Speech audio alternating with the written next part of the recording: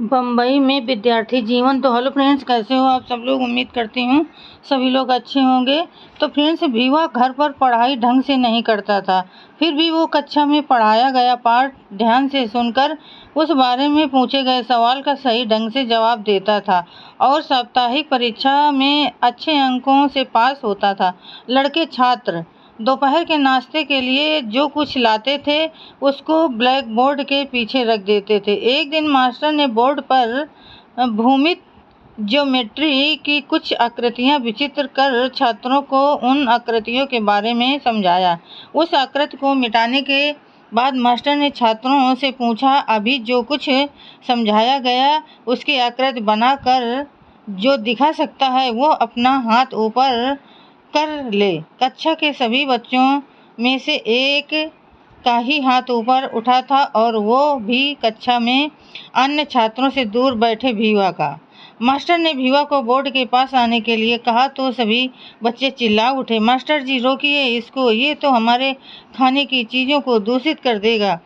उनका ये चिल्लाना देखकर मास्टर जी ने बच्चे को अपनी रोटियां दूर रखने के लिए कहा और भीवा को बोर्ड पर लिखने के लिए बुलाया। भीवा में सारी आकृतियां बनाकर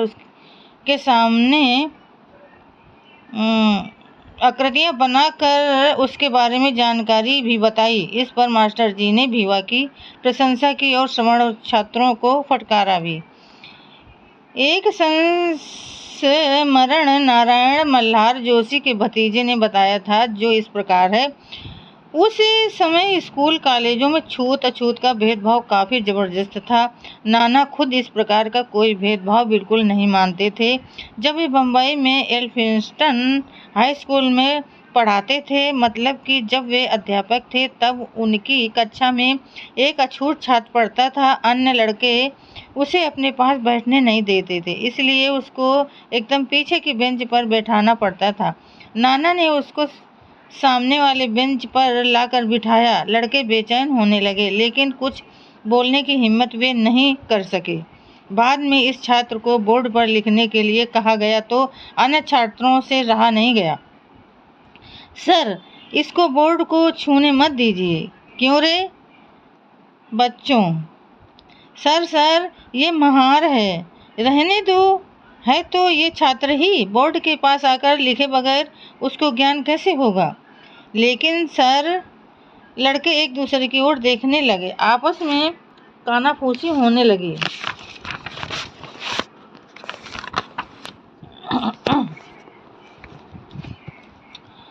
क्या बात है, तुम लोग क्या कहना चाहते हो? नाना ने जरा धमकाकर पूछा। एक छात्र ने डरते डरते कहा, सर, इस बोर्ड के पीछे हमारे नाश्ते के डिब्बे रखे हुए हैं, वे भ्रष्ट हो दूषित जाएंगे। यदि चाहते हो तो तुम लोग अपने डिब्बे दूसरी जगह रख सकते हो, ये लड़का बोर्ड के पास जाकर लिखेगा ही। और नाना ने उस बच्चे से बोर्ड पर लिखवा लिया। इस बच्चे का नाम था भीमराव रामजी अम्बेडकर। इस परिच्छेद के नाना अर्थात पंडित व नारायण मल्हार जोशी, वे एल्फिंस्टन हाई स्कूल में अध्यापक थे और वहां उन्होंने अध्यापक के रूप में सन 1902 में 1906 तक पढ़ाई का काम किया था। वे बाद में सर्वेंट्स ऑफ इंडिया सोसाइटी में सन 1909 में शामिल हुए। आगे चलकर वे एक महान समाज सेवक और मजदूर नेता के रूप में सुविख्यात हुए। उनके भतीजे अवधूत महादेव जोशी ने सन 1960 में सुप्रसिद्ध जोशी बंधु महादेव नारायण और वामन नारायण जोशी के संस्मरण पिता के चरणों में वडिलांच्या सेवेसी नामक ग्रंथ में प्रकाशित किए गए हैं। गणित विषय के मास्टर जी की तरह फारसी भाषा के मास्टर खुदाबख्श बेहरामजी ईरानी भी भीवा की प्रतिभा की प्रशंसा करते थे। इतना ही नहीं, वे बीच बीच में भीवा को किताब के लिए पैसे भी देते रहते थे। इसके कारण भीवा को फारसी भाषा में हमेशा 75% से ज़्यादा अंक मिलते थे। इन दो अध्यापकों को छोड़ दिया जाए तो शेष अध्यापक सनातनी हिंदू विचारों के गुलाम थे। उनमें से एक अध्यापक ऐसा भी था, उसे जब भी समय मिलता वो भीवा को कुछ न कुछ भला बुरा कहने लगता था। अछूतों का असली उद्धारकर्ता कौन? अस्पृश्यांचा खरा उद्धारक कौन? इस नाम से सीताराम नामदेव शिवतरकर का एक लेख जनता पत्र के 1404/1934 वाले अंक में छपा था। उस लेख में भीवा राव के एक अध्यापक उनके साथ कैसा व्यवहार करते थे इस बारे में वे लिखते हैं। डॉक्टर अंबेडकर में कितना स्वाभिमान है इसके बारे में अछूत समाज अच्छी तरह जानता है। उनकी ये विशेषता बचपन से ही है। जब वे अंग्रेजी की 5वीं कक्षा में पढ़ रहे थे तब उनकी कक्षा में पढ़ाने वाला एक ब्राह्मण अध्यापक उनको बार बार ताना मारता था कि अरे भीमराव, तू जाति से महार है, तू पढ़ लिख कर क्या करेगा। भीमराव ने अपने अध्यापक के मुंह से ये शब्द 5-6 बार सुने थे, लेकिन गुरुजी का बार बार इसी तरह बोलना जारी रहा। तब उन्होंने अपने गुरुजी को साफ शब्दों में कहा, गुरुजी ये शब्द अब अपने दोबारा कहें तो याद रखिए, अच्छा नहीं होगा।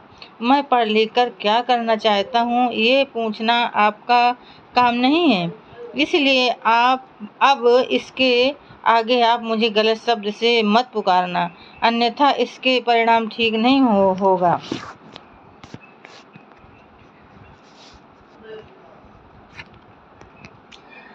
हाई स्कूल छूट जाने के बाद भीवा अन्य किताबें पढ़ने के लिए चर्नी रोड बगीचे में जाकर बैठता था। उस समय विल्सन हाई स्कूल के हेडमास्टर और एक ज्ञान पिपासु गैर ब्राह्मण ग्रंथकार पंडित व कृष्णाजी अर्जुन केलुस्कर अपनी पढ़ाई करने के लिए शाम के समय 5:30 बजे बगीचे में आते थे और निश्चित जगह पर बैठकर किताब पढ़ते थे। दोनों एक दूसरे को लगातार 3-4 दिन तक देखते रहे पर कुछ बोले नहीं। फिर एक दिन स्वयं केलुस्कर भीवा के पास आए और उसके बारे में पूछताछ की।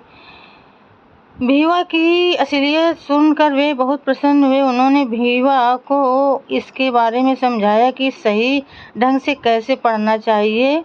उन्होंने अच्छे ग्रंथकारों की किताबें भी भीवा को पढ़ने के लिए दी। तब से भीवा के व्यापक अध्ययन का प्रारंभ हुआ। इसके बाद केलुस्कर और उनमें गहरा संबंध स्थापित हो गया। तो फ्रेंड्स, आज के लिए बस इतना ही। कल फिर मिलेंगे अगले नए वीडियो के साथ। तब तक के लिए फ्रेंड्स, जय भीम, नमो बुद्धाय।